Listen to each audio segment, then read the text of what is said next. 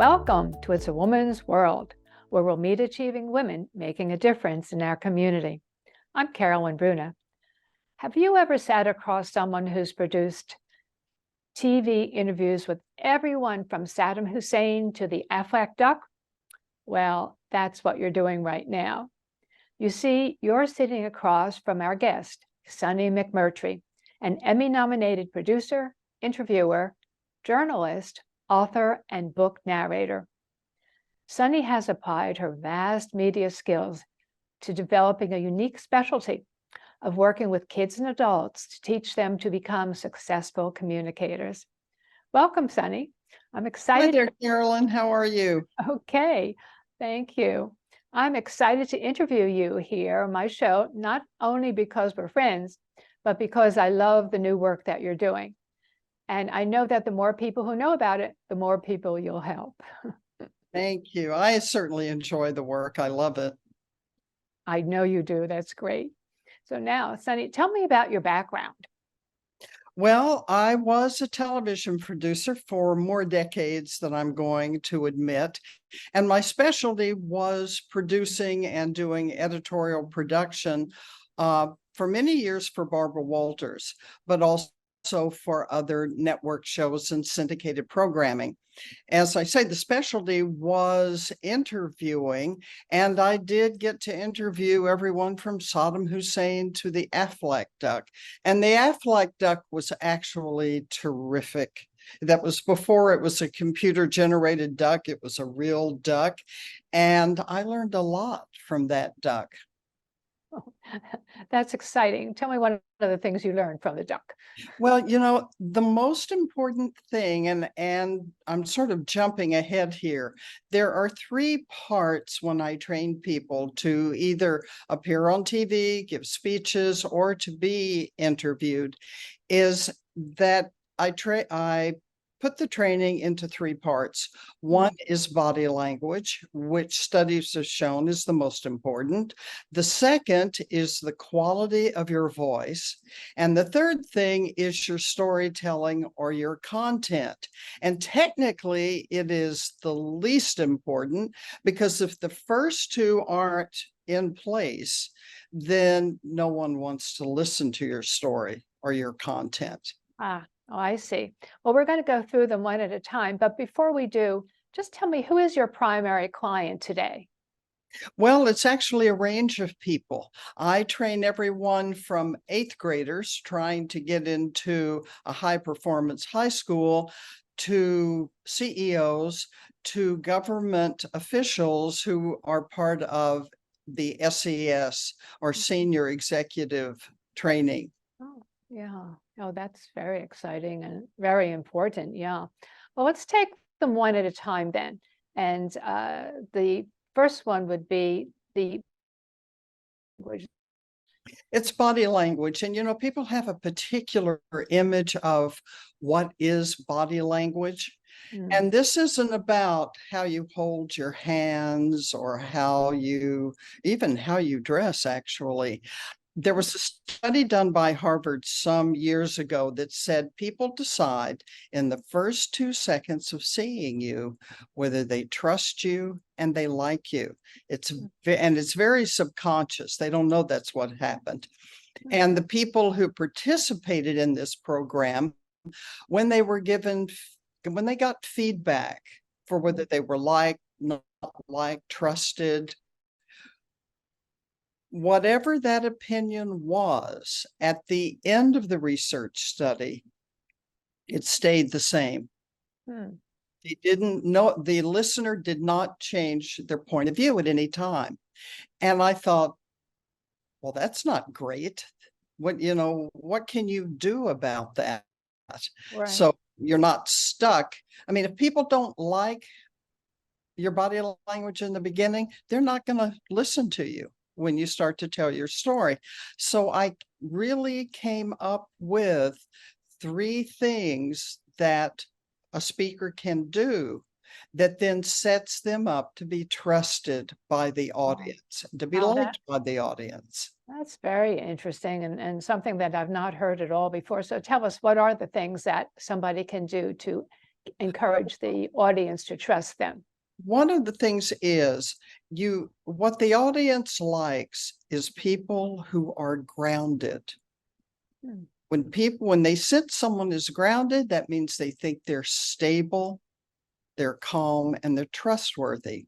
And actually, one of the most important things you can do is to focus on your feet. Just before you're going into a meeting or just before you're going to give a speech, take a few moments to think about your feet before you walk on the stage or into a room. Now, there are certain other exercises that I use that are related to martial arts, and then certain listening kinds of exercises. But the feet, you wouldn't think, oh my God, it all begins with the feet, because in towns like Washington and New York and LA, it's all about our big thoughts and our stories. We're not thinking about our feet unless they hurt. But I'm telling you, time and again, it's people who have come to me and said, like for job interviews, I don't know what's wrong. I don't know. It's just not working. Oh, interesting. I like that about the feet. Actually, I'm sitting here now that you said that, I'm putting my feet on the floor, making sure they're straight and grounded. Well, yes, and it even works on Zoom calls. You know, it's not just when you're going to meet someone in person. When you sit for a Zoom call or when you sit in a meeting, makes a huge difference. Oh, that's so great. Okay, thank you. I like that a lot. Tell us now, let's move to the second most important aspect of interviewing, the voice. Would you please explain voice for us? Okay, the voice is important for multiple reasons. Number one, are you grounded in what is called your signature note? And it's something that I learned in the UK when I studied over there, and they probably give it more importance there than here, but they believe that is the note that you cry out in when you're born.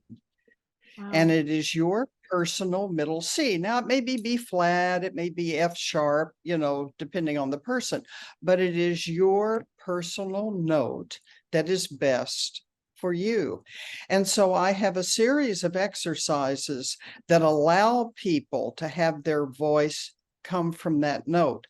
And why it's important is if you're grounded in that note, people are comfortable listening to your voice. You know, I've never heard that quote, but phrase before, signature note. Your signature note. Yes. And it's interesting because I happen to have a very low signature note. And when I was studying this, there were a lot of men in the program who had a higher signature note than I did, and it would really freak them out. They're like, but you're a girl. How come you have?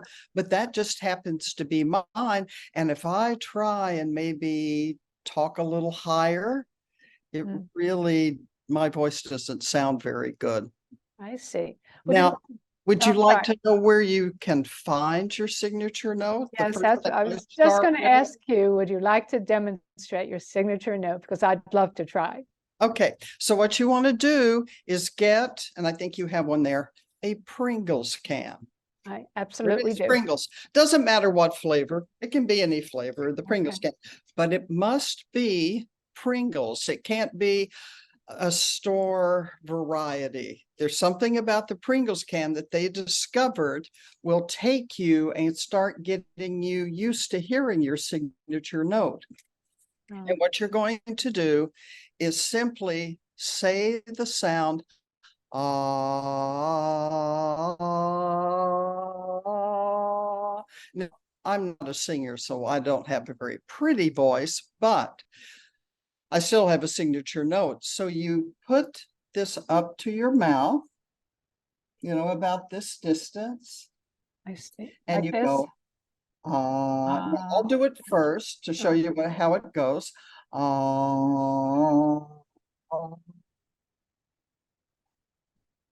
Now I'll do it again, and there's going to come a point where you're going to go, oh, that's the note that sounds the best for me. So it's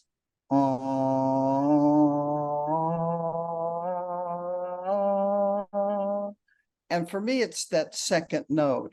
This is the first one. And that's the second note. And when I get high, I'm slightly off center with the sound. So you do that. I'll try it. I've never done this. I'm not sure. Okay.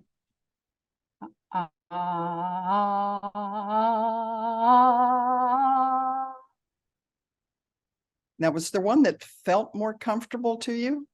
I'm surprised that I went so high. Let me try again. I don't know. Can you tell? Start low and go high. Down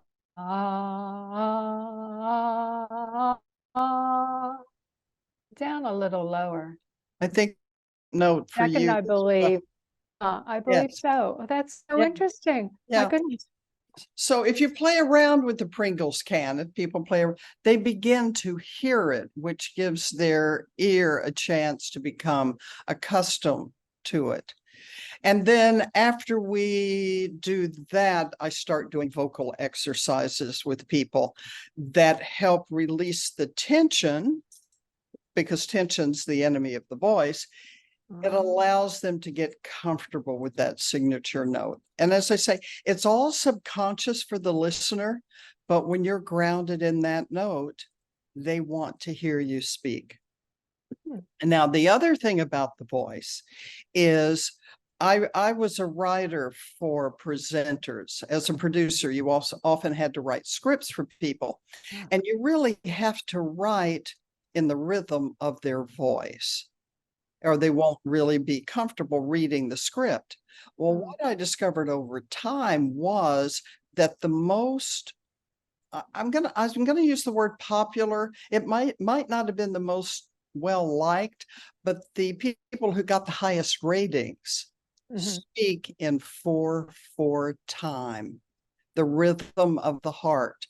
Or if you want to translate it to Shakespeare, iambic pentameter, which is ba-bum, ba-bum, ba-bum, ba-bum, but it's 4/4 time in music. Now, you can't train what you can train yourself, and that's what I have people do, but you can't do it while you're speaking. But I have a series of vocal exercises, poems that they can speak. And when they do it every day, several times a day, it begins to pull their speech into 4/4 time. So between starting to speak in their signature note and speaking in 4/4 time, that sets them up to have the listener want to hear them. Wow, this is amazing. These are things that I have done much speaking throughout my life, and I've taken classes and spoken to other people and have not heard any of this particular information. I Really. think as far as I know right now, I'm the only one directly doing it this way. Now, if you want to work at home to start migrating to 4/4 time, pick up any Shakespeare sonnet. And you don't have to understand it. You don't even have to speak it. That would win you an Academy Award. But if you just speak Shakespeare sonnets every day, say for 5 minutes, it begins to get your body used to speaking in that rhythm, and you will begin to speak that way naturally. Oh, that is very interesting and exciting, Sunny. I'm definitely going to start saying for myself some Shakespeare poems each day, sonnets or whatever I happen to see. Thank you for this information. It's very different, and I really am excited. Now, can I add one more thing if we Oh, have time? Otherwise, I'll save yes. it till after the break. Okay. Yeah, go The ahead. other thing that I work with on the voice is the rhythm of speech that people use to give them the right articulation for their audience. You know, if they're a scientist, we go to very crisp articulation. You emphasize the consonants and you shorten the vowels. If they're giving an emotional speech, we lengthen their vowel sounds and soften the consonant sounds. And there are very specific pieces of poetry that I use for that. But if you're a scientist, you really want to come across with your consonants, because it's the consonants that carry the rationality of a word. Vowels carry the emotion. I see. I'm going to have to replay my own show to listen to this and to study it and understand it. Thank you. We're going to break now and come back with Sunny telling us about storytelling. Maybe you can make retirement happen. After all, you made home ownership happen. Homeschooling yourself on loans, beefing up your credit score. So I'm pre-approved. You were like, yes! Sorry. Color coding listings, ticking boxes, and flushing every toilet in a 20-mile radius. Home sweet home. You aced house hunting. Now get the tips you need to get on track at aceyourretirement.org. Welcome back. We're speaking with Sunny McMurtrey about the 3 most important aspects of interviewing. We've already discussed body language and voice, so now we want to get into storytelling.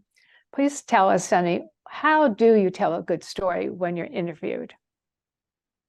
You know, I spend a lot of time doing what I call not even a pre-interview, it's a whole other background interview with people, because usually we don't know what is the most interesting thing about us.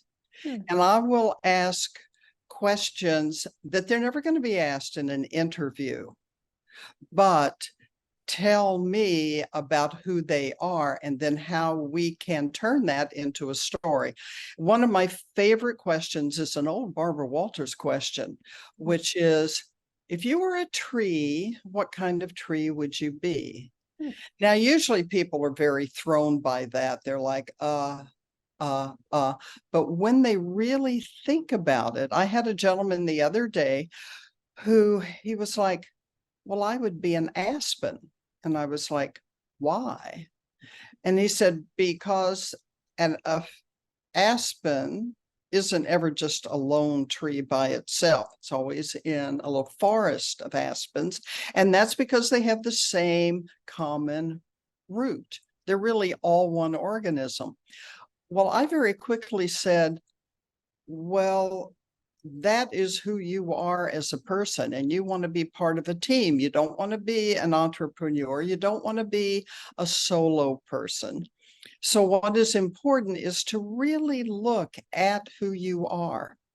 Ask people who you are. I had a young woman who really needed a 5-year full ride scholarship, and she was very smart. She had all the credentials, but she was going to be a yellow widget with all the other yellow widgets applying, in this case, to Harvard. We had to turn her into something blue. So they're always asked for some reason, well, what's your favorite book? And so I asked, and she said, well, Shakespeare, some Shakespeare thing. And I said, you know what, you and everyone else. And I asked her mother, who was sitting there, what is the most interesting thing you've ever seen her do? She said, well, when we immigrated to this country and she was 6 years old, she did all the electrical wiring and the plumbing in our sort of not so great apartment. Okay, 6 years. I mean, first of all, that was a showstopper. But I said, okay, your favorite book has to be the Home Depot repair book. And she's like, oh my God, yeah, I love that, blah, blah, blah. And I said, I don't care what their first question is to you. You're going to bridge it into the story about you doing all of that and your favorite book. And well, she got the 5-year full ride scholarship. That's so amazing, really amazing, and just stunning, really stunning. I mean, and people don't understand how interesting they are until they really look at themselves. Wow. And ask friends, work with a coach, you know, however you need to mine your stories that make you unique. And then you make that the core of your interview, because it tells them who you are. It also tells you and them, are you even right for their company? And are they right for you?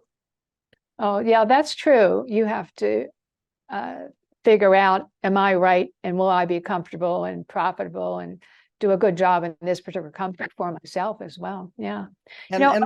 Oh, sorry. I'm sorry. No, I was going to say, flip over to, is there a big difference? I was thinking as you were talking about these two people, one's the older guy and the other was a younger girl. Is there a big difference between training young adults and adult professionals? This is going to sound strange. The rules are the same. Everybody has to focus on their feet. They need to get out of their heads. They all have a signature note that we're going to uncover. Now, how we uncover it, some of that will vary. And obviously the way you talk to a preteen and someone who's high up in the government, my approach with them may be slightly different, but all of those things are the same. It's all the same. We're human beings, and we pretty much communicate and trust and don't trust in the same ways. Oh, that's very interesting too. You were saying to me earlier when we spoke about artificial intelligence, AI, being used in voice coaching. So what are your actual thoughts on that? Well, first of all, AI is here, and it's going to consume us in a way that the internet eventually consumed our lives. And there are certain things that you can teach that AI can teach people. Now, they have to have people teach AI how to teach, but AI will work on things like the speed of your voice. It can tell you need to articulate better. It can work on very basic feedback, things like that. I don't know if it will be able to teach someone how to have charisma. I don't think it can do that. But you never know. But it could certainly teach it is now teaching the very basics. The basics, but I don't know how personal it can actually get with your voice and things that you are talking about. Interesting. I'm going to say I don't think it can, but then someone might say, well, yeah, then you'll be out of a job. You're going to say, I think there can be a very good merging at some point. And then for people who really want to become stellar communicators, they're probably not going to be able to depend solely on artificial intelligence.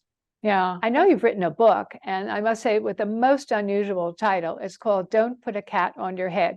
Would you tell us about that, please? Well, this book is a compilation of about 60 stories, either from my life or stories that I couldn't do when I was in TV because they didn't fit in to whatever the program was that I was working on. And it's about mostly everyday people who've had something extraordinary happen in their lives, or they've dealt with something very ordinary in an extraordinary way. Now, no story is more than 300 words. Would take 2 minutes to read any of them at most. And you can read them in any order. You just pick up the book and read a story. Some stories have questions at the end, because some of the stories raise really ethical and moral questions. And in today's fractured world, it actually turns out to be a nice way to look at what happens to people and see maybe the world from their perspective without any agitation, being raised around it. Interesting. Yeah. Sunny, as you know, this show is called It's a Woman's World. So I must ask you, do you train women differently from men? I actually do not. Just like with the age range, it's, when I walk into a room full of people, here's what I see. I see lungs, I see voice box, I see people with limbs. Maybe some people don't because of accidents, but everybody's body is the same. Now, when you get to reproductive organs, yes, men and women are different, but really everybody's the same. Now, how they need to be trained may be slightly different, but that just depends on where they have stress in the body. And then I see. A certain exercise would be applied. But really, one know. I think women may, I don't want to say we may need it more. I think maybe we need to understand that we bring everything equal to a man. Interesting. But- Yeah. Let but me that- just get go- some information from you so our viewers could get in touch with you. How could they get in touch with you if they want to? Well, they can go to my website at www.global, GLOBAL hyphen cowgirl, COWGIRLE.com. And it's called Global Cowgirl. And I call myself that. I was born in Texas, raised in Texas, but then traveled all over the world when I worked in television. But I always brought that cowgirl perspective to what I did. You have a real quick minute to just tell us about this 1 hour lunchtime program you're creating? Yes, I've created a 1 hour lunchtime program that corporations, organizations, government agencies can offer to all of their employees. Right. And really, in an hour, they get the very basics of body language, voice, and storytelling, because everyone has the right to speak and everyone has the right to be understood. Wow, you have amazing information and it's so valuable to people. I wish we had another half hour for you.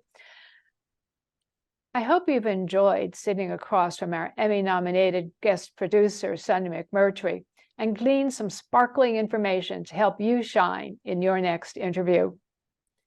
If you know a woman contributing to our community and you'd like to recommend her for our show, contact us. We're Women's World TV at AOL.com.